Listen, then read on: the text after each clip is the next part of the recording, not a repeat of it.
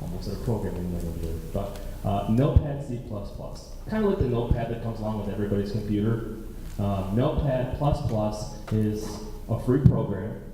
Just gotta Google it, take a look at it, download. It's a very simple program, but the nice thing about it is as you are putting in these tags and these elements that we talked about a little bit earlier, it puts them in color. So you can exactly see, okay, blue, there's the beginning, there's blue, there's the end. That's my tags. My attributes are all in yellow or all in red, depending on which one you're looking at. So this is one of the items that you can help. Another one of the items is what's called Blue Griffin. Blue Griffin is a program Ron actually introduced me to. I've been using HTML for a very, very, very long time, and I never heard of this program before, so it's really kind of nice. Blue Griffin, W-Y-S-I-W-Y. What you see is what you get. So basically, what you're seeing on the screen is what kind of coding you're going to be able to take a look at. So as you make changes to the code, you're going to be able to see it right next to it. We'll be doing something very similar to that a little bit, actually just a little bit itself. So it's very easy to use, and it's a nice confirmation of certain actions that you perform as you're doing it, like on the fly. And one of the last tools, I know Ron uses a paid program. I use a paid program as well, like Front Page, Dreamweaver. There's a lot of other ones that are out there. You can use those to help you generate your cache page. The problem is with those, they give you all the tags and help you code it, even the ones that geocaching.com doesn't allow. And again, those programs usually helps you organize the tags and color. Yeah, so you don't have to use these. We're just trying to give you an overview. I use Front Page, and some of my fancier cache pages I'll have in my movie cache pages.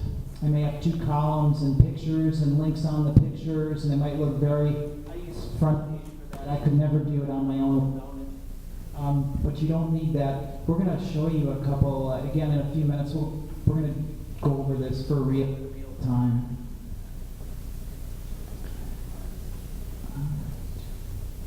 Yeah, so Tim brought this point up to me. Even though I've done cache pages for a while, I didn't realize this. So anywhere on the internet, you can right-click on any page on the internet, and then you hit Properties, and it shows the HTML code for that entire page. And the reason, or source code, I'm sorry, which has HTML on it. And Tim's point was that if you like something on the internet, you could theoretically copy it and use it yourself, see how they created it. One problem I have with this is that on a cache page or a web page, there can be a lot of stuff on it, and it's hard for me to see an individual item for what I really want to copy or figure out.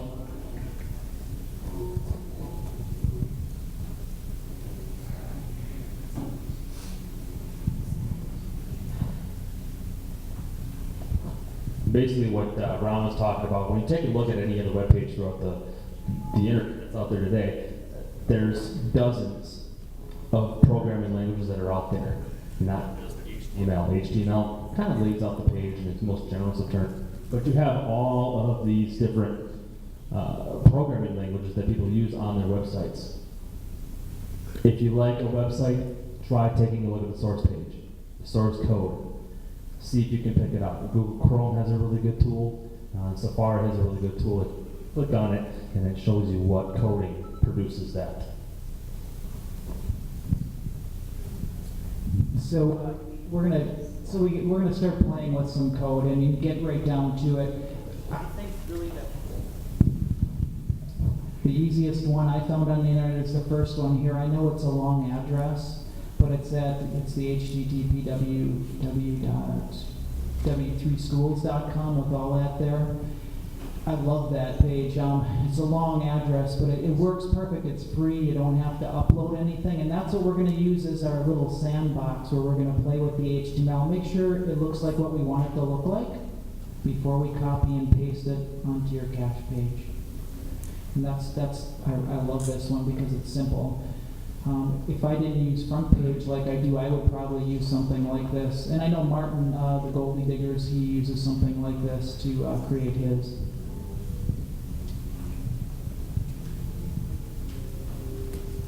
And he's going to go ahead and open it up. We're going to go on the net and we're going to pull that page up.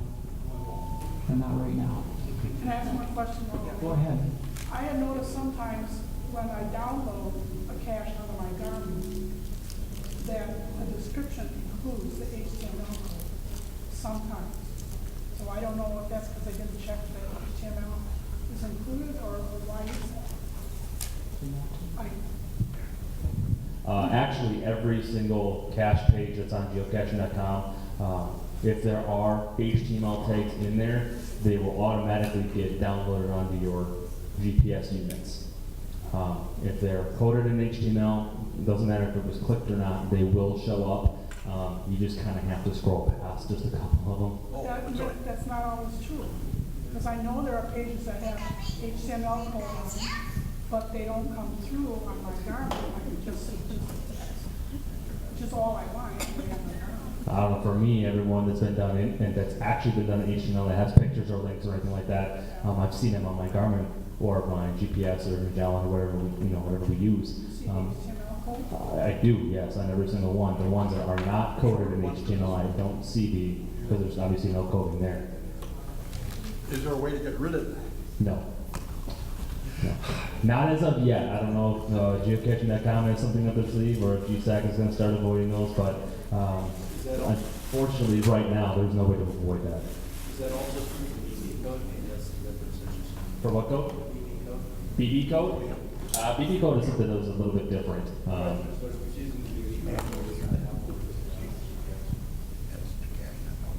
It pretty much would be application like cache page by cache page, but I can't see a lot of people using BB code. I can show you an example of page on HTML. So yeah, I like this first website. Tim likes the second one. Hit the Notepad++. I think it's a small thing you have to upload to your PC or whatever you're using. It's a program, yeah, you have to upload it. The first one is just you go to the website and there's nothing to upload per se at all. It's one of the reasons why I like it. It just saves you a step. But the one Tim pointed out there has some pluses. But if you're just doing some more basic stuff, not a big deal. This is what I want you to use for your HTML primer, where you're going to copy and paste. This Gizmo guy created a really nice website, and he has all the basic code that you'll need that we're going to use to create pages with. Go ahead. That last website you had on there, at the end it said had space intro. Is that part of the I think it's underscore intro is the, his question was about the first address. Yeah, the last part intro has an underscore before it. Sorry about that. But that's the site, and then on the next page again, that Gizmo Guy site, those are the two I'm going to use. Basically what you should do when you're at home is pull both those up. You have a one-on-one tab and one on the other tab, and then you can switch back and forth. We can pull the HTML off that one page and then go to our sandbox and play with it. The sandbox, the place where we're going to kind of edit and view and see what things look like. Again, this is the site for the Gizmo Guy. If you want to...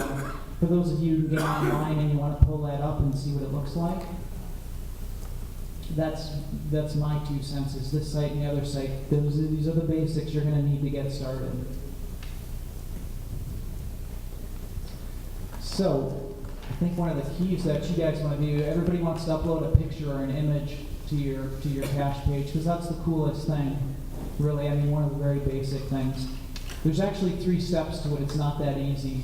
But they're not really difficult steps, but the 3 you have to do. And the reason is this: geocaching.com doesn't allow you to upload pictures. Well, let me back up. They don't let you upload files like pics of sound files or other kinds of files. Basically, you have to store them somewhere else, and then you have to link to them on your cache page. Apparently, they do that just to limit data storage on their servers, I presume. So what you have to do is you have to go out on the web or your PC, and you gotta get the image you want to use.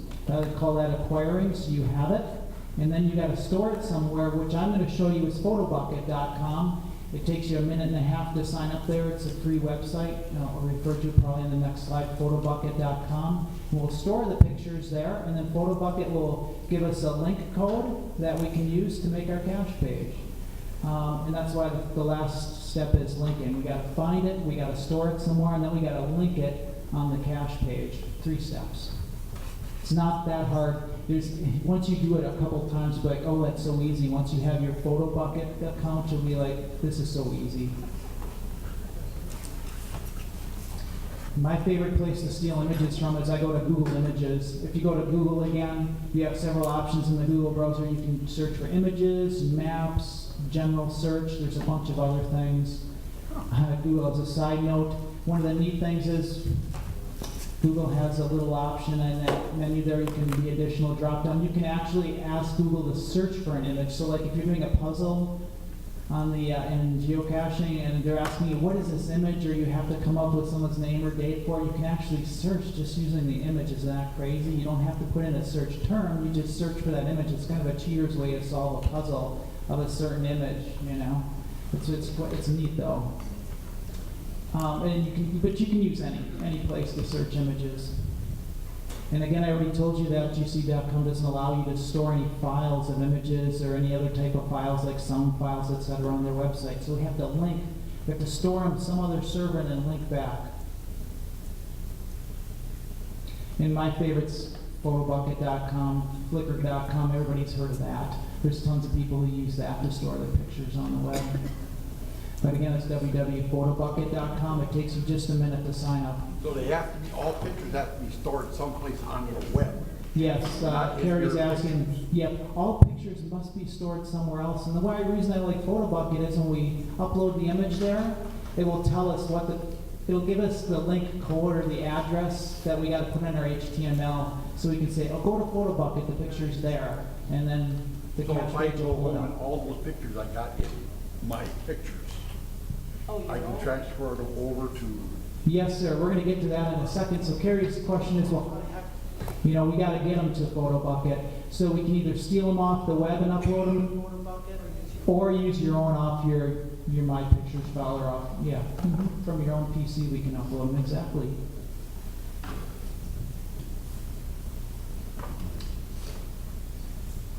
Yeah, so you can really get images from anywhere. Let's see. You put this one on there. I don't know if you had it. Yeah. You got a question right here?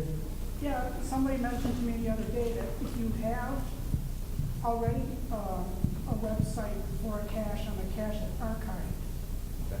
you can put images on that archive site and then use that image link as your link. You don't have to use PhotoBucket or something. Maybe I'm misunderstanding. The They're using an archive. Ranger Boy does this all the time. He puts images on his web pages, and the images that are on his web pages are from an archived website that he has that has images. Okay. Yeah. We're going to get to that. That's one of the options that are up here. So actually, you're right on time as far as asking that question. The question really was, can you link it from, I guess Ranger Boy himself does linking to a previous website. And that is one of the ways that you can do it. There are pros and cons to everything. So linking images like up here basically has several options. If you have a MySpace, a Facebook, a PhotoBucket, a Flickr, pretty much anywhere that you can store a picture, you can link to it. One of the things, and I'm assuming this is what Ranger Boy does, I don't know for certain, I haven't taken a look at one of his cache pages, is linking it directly to a website. This becomes very, very handy. What you can do with that is, if you go to, we'll go to Google Images, just Ron is one of your favorite places to go. You look up a certain image for the geocaching logo. You click on that logo, it actually takes you directly to that website where that image is stored. If you right click on the image, you can actually copy link address.